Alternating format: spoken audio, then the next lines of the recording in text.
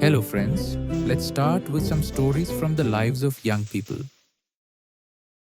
I'm a 16-year-old guy, and I've been in a relationship for over 5 months. I work as a cashier at a grocery store. About a month ago, one of my female coworkers added me on Snapchat, and I accepted it. She's nice, and we get along well at work. The problem is that lately she's been sending me a lot of snaps, and some of them feel a little more personal than what you'd normally send to a regular coworker. I really love my girlfriend, but this coworker is giving me mixed signals and I don't know how to react. I'm not the type of person who cheats and I'm not even considering it.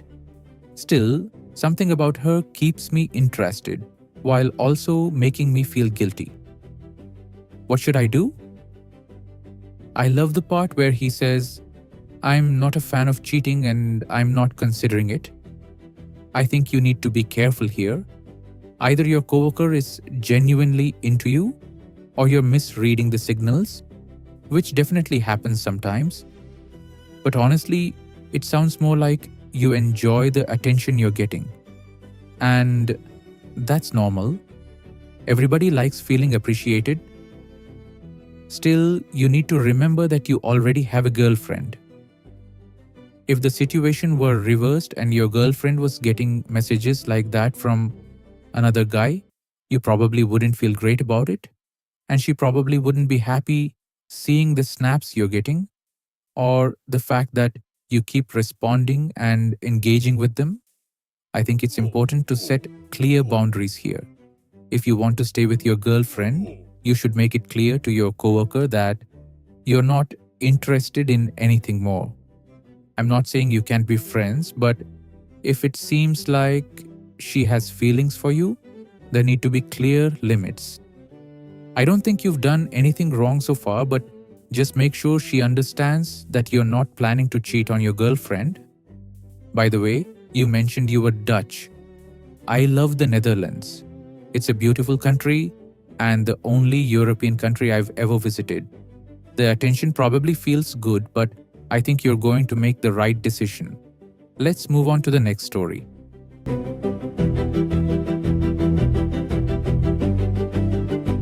The theme stays the same: relationships and cheating. I'm 19 years old, and this story is more of a confession than anything else. I don't want anyone else to make the same mistakes I did, and honestly, I have no idea what to do anymore. I cheated on my boyfriend during a trip around Europe. The trip had been organized back in high school for student musicians who would perform in different countries across Europe. The group was huge: orchestra, choir, marching band, everything. Before leaving, we spent a week on a college campus rehearsing and doing group activities. It was hard for me to connect with people because I played percussion and most of the others were younger high school students. The only person close to my age was a freshman in college. I'll call him Dylan. He was awkward too and didn't really want to hang around the younger kids either. We started talking and got close really quickly. We ate together, spent all our free time together, and stayed up talking for hours about life. At the time, my relationship was already falling apart. My boyfriend was upset that I was going on the trip, even though I had paid for it before we even started dating. He was also angry because our 1-year anniversary would happen while I was away. Before the trip, we argued almost every single day. He was extremely jealous and never really liked the idea of me having male friends. On the first day of camp, he told me he wanted to take a break because the relationship had mentally exhausted him. I agreed. I just wanted to enjoy the trip without constantly fighting. Even though we were technically on a break, I still felt guilty about getting close to Dylan. But at the same time, it felt comforting. He was genuinely a good person. On the last night of camp, I went to his room after curfew. We weren't planning to do anything. We just wanted to watch a show together. but things escalated and we ended up hooking up, and it continued throughout the trip. Whenever we had free time in a new country or stayed behind at the hotel, we would meet up. Halfway through the trip, my boyfriend and I decided to reconcile and get back together. I told myself I would stop seeing Dylan. There were no romantic feelings involved anyway. He was just a close friend, but I didn't stop. On the final day in Europe, we agreed to see each other one last time and then cut all contact completely. And that's exactly what we did. Now I'm back home and my relationship is still a mess. We argue over the smallest things. Part of me feels like cheating created this wall between us. Should I tell him the truth? First of all, stop writing emails while driving. I genuinely appreciate your honesty because admitting something like this publicly isn't easy. I think you really only have two choices here. Either tell him the truth or end the relationship. If you choose to stay with him, then he deserves to know what happened. Nobody deserves to be stuck in a relationship built on lies. Yes, technically you were on a break at first, but once you got back together, you still continued seeing the other guy.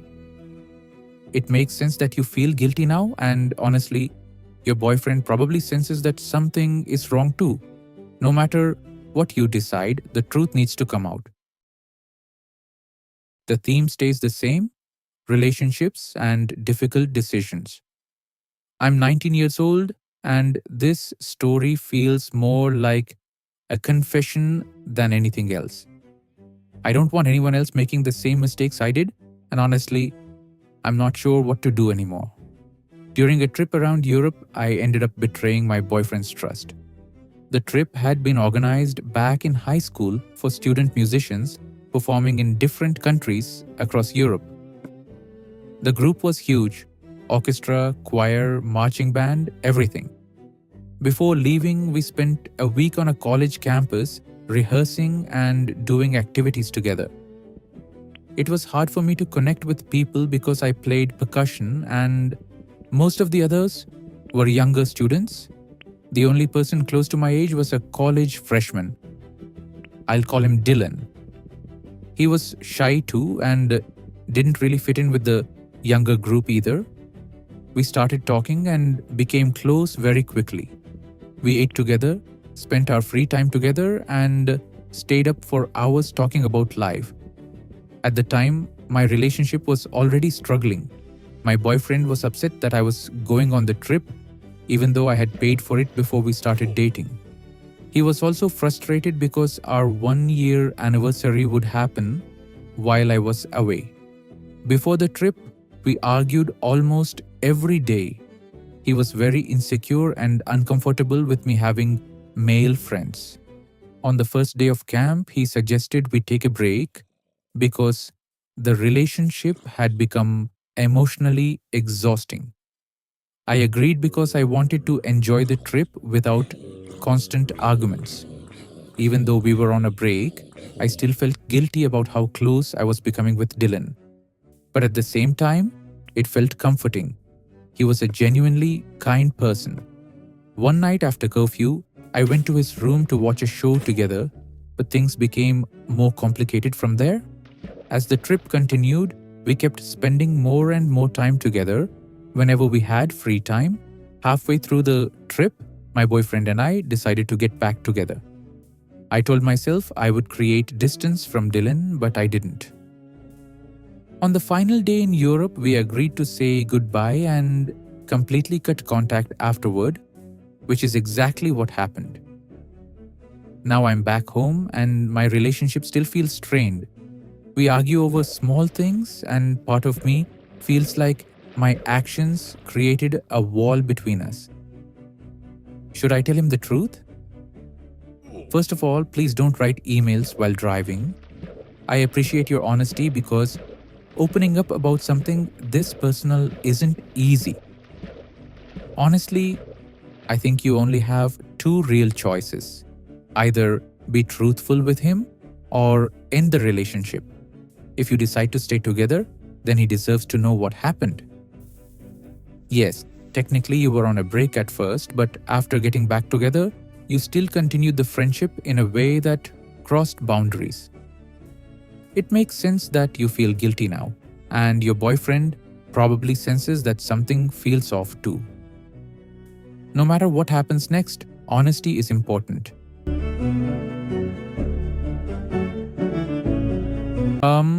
The story about moving out. I'm 17 years old and I want to become a tattoo artist, but my parents are completely against the idea. My dad insists that I should go to college and get a traditional office job, and my mom agrees with him. My dad even told me he would completely lose it if I ever got a tattoo. But for the past year, I've been planning to move out as soon as I turn 18. I already have a place where I can stay rent-free, a stable job, and an opportunity to start an apprenticeship at a tattoo studio. Honestly, I don't think you're wrong at all for wanting to leave and follow your dream. From what you've described, you've clearly thought this through carefully, and that matters a lot.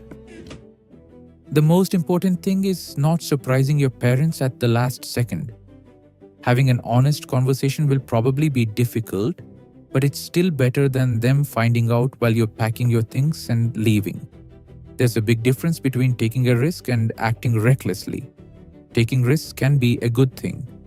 Acting without a plan usually isn't. And from what you've shared, it sounds like you've been taking this decision seriously, which is genuinely admirable. So let's move on and talk about loneliness. The last email came from a 16-year-old boy who said he feels lonely, even though he has a good family and a few friends. I deal with anxiety and OCD, and it's hard for me to get close to people. I always feel like something is missing, and then I feel guilty for wanting more than I already have. I think all I really want is a very close friend.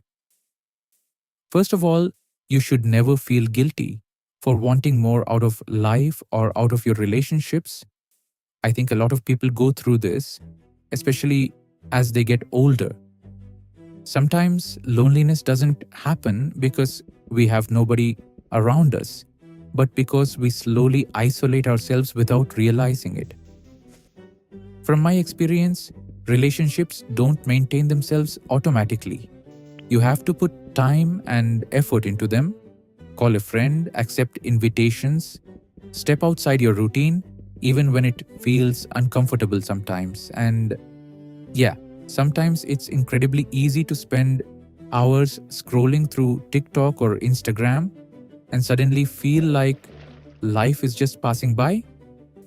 I don't have some magical solution for loneliness, but what helped me personally was making a conscious effort to spend more time with the people who matter to me and putting myself into new situations, even if they felt uncomfortable at first.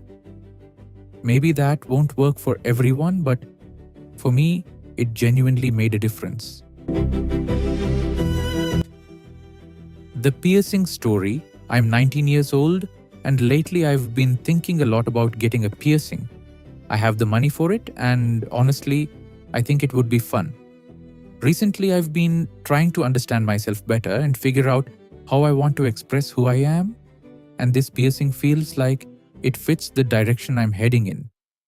It's not something life-changing for me, but I feel like it could make me see myself differently and maybe feel more comfortable in my own skin. The problem is that my parents are very conservative Christians, and I don't think they would accept it at all. My sister has several piercings, including a nose piercing, but the expectations for me are different because I'm a guy, especially because the piercing I'm considering is a belly button piercing. Yeah, that probably wouldn't go over very well in a conservative household. On top of that, this fall I'll be attending a conservative Christian college. I'll be living in a dorm with other guys who would probably judge me pretty harshly if they found out. My professors would likely see me differently too. I do plan on transferring after my first year to a more open and accepting school. So now I'm not sure what to do. Should I wait until I'm in a better environment? Should I drop the idea completely? Or maybe choose a different type of piercing? Honestly, if this is something you genuinely want, I think you should consider going for it. I'm personally way too nervous to get tattoos or piercings myself, so I respect people who are confident enough to experiment with their style. But I also completely understand the fear of being judged by family or the people around you. Sometimes it's intimidating to change something about yourself when you know other people are going to have strong opinions about it. If you want a safer middle ground, there are also clip-on versions that let you try the look without making a permanent change. That might help you figure out whether this is something you truly want, or if you'd rather wait until you're somewhere you feel more accepted. But at the end of the day, you're right about one important thing. You're an adult and you have the right to make your own decisions. Another story. Honestly, I feel lonely pretty often, even though I feel like I shouldn't. I'm 16 years old, I have a supportive family, and overall my life is pretty stable. I deal with anxiety and OCD, and it's difficult for me to open up about myself or talk about my problems. I have a few friends, but I mostly see them during sports practice and rarely outside of that. Most of the time, I'm by myself. I have hobbies, but somehow I still end up doing nothing meaningful with my free time. And then I feel bad about it because technically I already have a good life. I think what I'm really missing is a close friendship. The first thing you need to understand is that wanting more out of life doesn't make you selfish or ungrateful. A lot of people feel this way, even when they have supportive families and friends around them. Honestly, questions about friendships, free time, and real human connection are things I've personally spent years thinking about too. The reality is that relationships don't stay strong automatically. If you don't put time and energy into them, they slowly fade without you even noticing. And it's incredibly easy to lose track of time without realizing it. You cancel plans to stay home alone and then suddenly spend hours scrolling through TikTok or Instagram without doing anything that actually fulfills you. For me, things started changing when I became more intentional with my time, going out more often, talking to people I care about, and putting myself into new situations even when they felt uncomfortable at first. There's no universal answer for loneliness, but I do think isolation almost always makes it feel heavier. The end. The ending of the video can really be seen as a reflection on how people quietly carry their own struggles. Even though everything is presented in a relaxed way, through Minecraft builds and stories read from emails, every moment brings out real insecurities. The fear of rejection, the need for acceptance, feelings of guilt, or simply the desire to be understood. The build at the end isn't just a symbol of time passing, but also a representation of the choices we constantly make. Each lamp can represent an experience, a mistake, a relationship, or a stage of life that leaves a mark on us. Some lights turn off, others stay on, just like certain moments fade away while others continue shaping who we are. What makes the ending interesting is that it doesn't try to offer perfect solutions to the problems being discussed. There's no clear answer for complicated relationships, questions about identity, or feelings of loneliness. Instead, the video quietly suggests that it's okay not to have everything figured out, and that many people go through the same confusion without ever talking about it. By the end, the atmosphere becomes almost meditative. After all the emotionally heavy stories, the silence of the build and the image of the lights create a moment where the viewer is left thinking about their own life. Not in a depressing way, but in a personal and honest one. Ultimately, the video doesn't really feel like it's about Minecraft or even the stories themselves. It feels more like it's about human connection, about the idea that no matter how different people's problems may seem, there's always someone else out there feeling something similar. And sometimes simply having someone listen to your story can make things feel a little lighter.